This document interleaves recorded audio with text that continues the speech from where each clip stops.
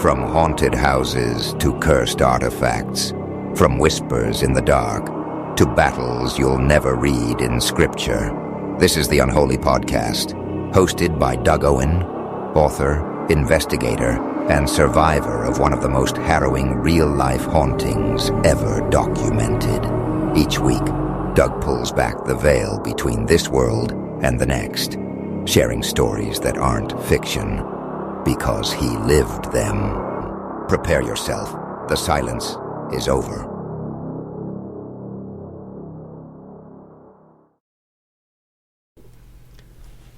Welcome back, everybody, to the Unholy Podcast. I'm author and paranormal investigator Doug Owen, and I am your host tonight for a very interesting segment here. We're going to talk about something that's been in the media lately, and that is the Stranger Things finale. The series has come to an end, and fans and critics alike, they seem to be dissatisfied. But more than that, they seem to be very interested in the basis of this television show. So tonight we're going to talk about Montauk, New York, when the government knocked on the door of the other side.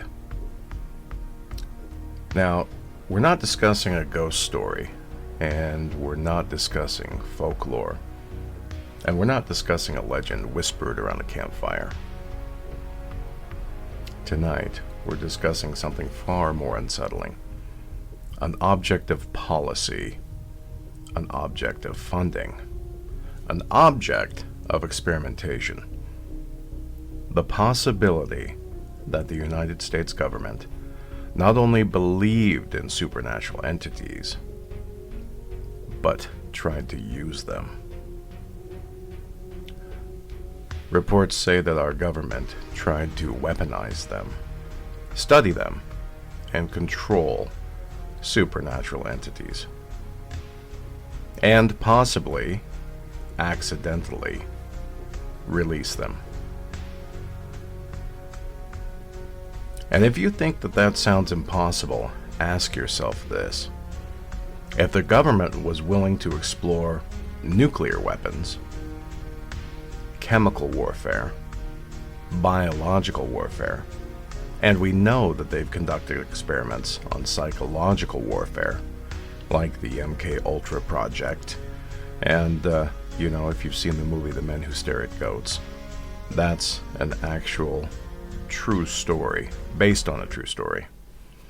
So why would the supernatural be off limits? Reports of Hitler seeking power from the occult to try to turn the tides of World War II. Those reports are replete. They're everywhere. It's now considered fact that that is something he sought after. But tonight we're talking about Montauk, the government and the supernatural. So let's go back. Let's go back in time. During World War II and the Cold War, anything that could provide an advantage was explored. Psychic espionage, remote viewing, human consciousness. Now, that's something that the government has actively admitted that they were involved in. Trying to use psychics to spy on other countries' leaders. Also known as remote viewing, where they could use their psychic abilities to see where they were at a certain time. And not because it was fringe, but because they feared that someone else might develop this technique first. Now, declassified documents confirm that the government openly, fully funded this type of research into psychic phenomenon. And this is not a speculation. This is not just rumor. This is not just hearsay. There are actual documents, budgets, programs, and personnel assigned to these projects. So, once that door had been opened, The next question is really unavoidable. If consciousness can reach beyond the human body, what else might exist out there? Now, we've explored entities, ghosts, spirits. That's kind of in our wheelhouse. That's what we talk about here on the Unholy podcast. But let's talk about maybe the government finding entities not bound by time, not bound by space, not bound by our physical law. From a military perspective, this isn't crazy. This isn't just crazy talk of a couple of paranoid or crank call crazies. It's strategic. And that thinking leads directly to Montauk. So let's talk about the Montauk projects here. Camp Hero, Montauk, New York. On the surface, a simple radar station. Underground, according to whistleblowers, is entirely something different. Now, the Montauk project allegedly operated from the late 1960s through the early 1980s, building on earlier experiments in electromagnetic fields, human consciousness, and time displacement. That's right, time displacement. Not observation, interaction. Whistleblowers like Preston Nichols, Duncan Cameron, and Al Bielek claimed that Montauk focused on one idea. That thought, human thought, amplified by technology, could alter reality itself. Basically, thought made physical. Now, if that's true, then a portal to another dimension isn't magic. It's not Dungeons and Dragons. It's not Gandalf the Wizard. It's engineering. It's technology. It's science. It's studied and implemented. Which brings us to the big thing. What came through the portal? Now, portals and entities, one of the most disturbing Montauk claims, involves what whistleblowers called the Beast. This was an experiment involving focused psychic energy with technology that apparently created a rift. And it was documented that yes, something came through. Not summoned by a ritual, no candles burning, no cutting of your hand and dripping blood on the floor of a pentagram. Not summoned by ritual, not called by a prayer, but forced open by machinery. Now, there are witnesses.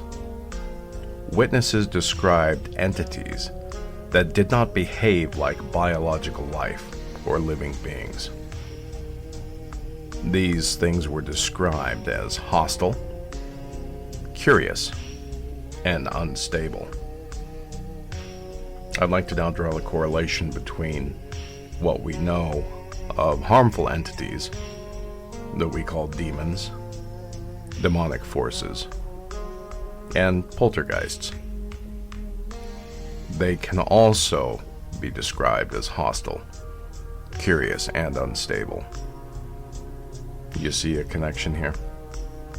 Now, according to the testimony, the containment that they had in place failed. And once something crosses over, the question isn't, can it go back, or can we get it back? Can we force it back? The question is, what else followed?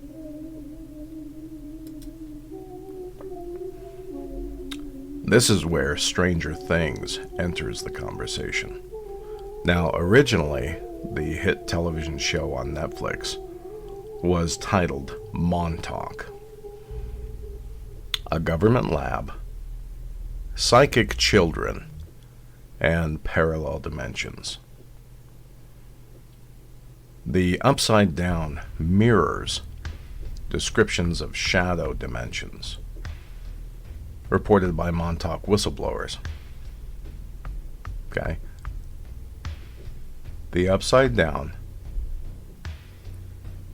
is what the Montauk whistleblowers described. Places adjacent to ours. Similar, but wrong. Now, fiction doesn't create fear. It reflects it. Let's talk for a minute about the whistleblowers. So, Preston Nichols documented electromagnetic anomalies that defied conventional physics. Al Bielek claimed that time displacement. He was living parts of his life out of sequence. Now, what does that mean? Well, that means that he was time skipping or time hopping. Somehow, through technology and possibly psychic powers, the government had opened a rift in time. And somehow, Al Bielek claimed that he was caught in a loop of sorts. Now, these men, they didn't profit by becoming whistleblowers. They didn't gain fame. And the interesting thing is they never changed their stories. Not once. Interviewed 100 times, they never changed. The story never deviated. The details never changed. Now, that doesn't make them right, but it makes them worth listening to.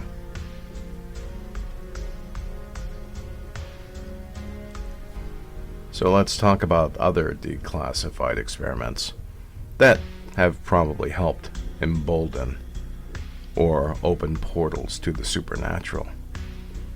The Philadelphia experiment.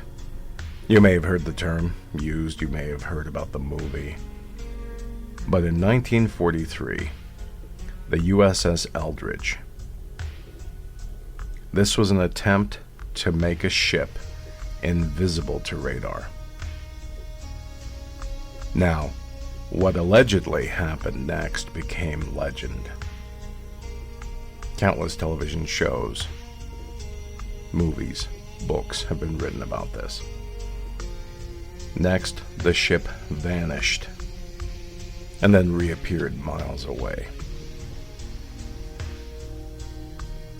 When it reappeared, the crew was fused into the steel. Men screaming. A gory, disgusting sight, to be sure. Terrifying. And then gone.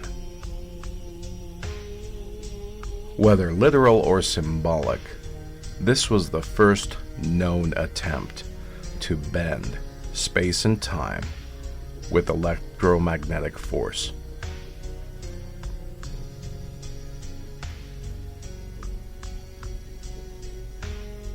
Has our government done this before?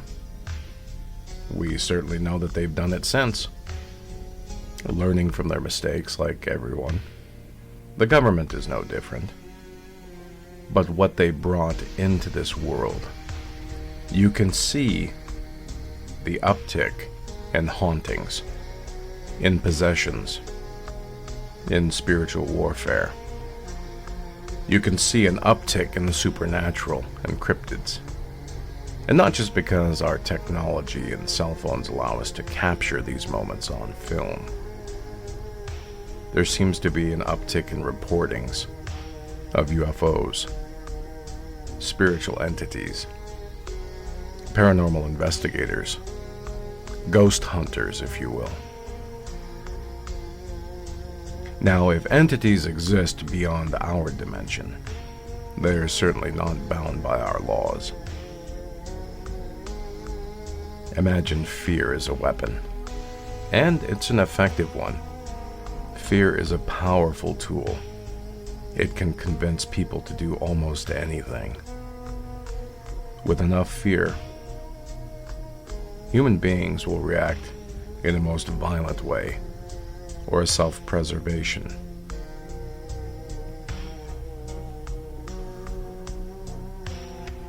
Think about it.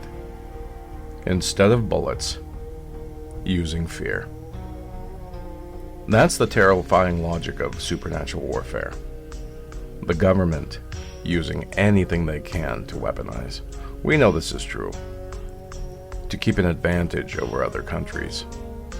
To keep their placeholder in the world. Now, if Montauk was real, and the world didn't become more haunted by accident, it became more haunted by interference. And that may be the greatest horror. And it's not that monsters exist, but that we, or our government, invited them and forgot to lock the door. Or these things when invited broke through the door. Either way, they're here, and it seems like they're here to stay. We seem either powerless or unwilling to try to contain them. So, more citizens are haunted. More people are possessed. More entities are spotted. And the paranormal is only growing.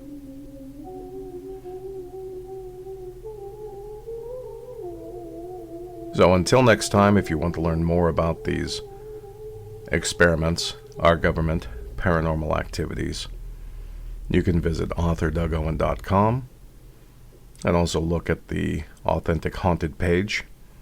That is our official ghost detection service and business. But authorDougOwen.com is where it's at. And tune in next week for another episode of the Unholy podcast. As always, I'm your host, Doug Owen. I wish you well.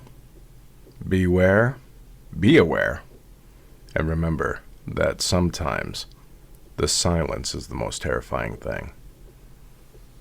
You've just heard another chilling chapter of the Unholy podcast, hosted by Doug Owen, author, investigator, and witness to the things most feared to name.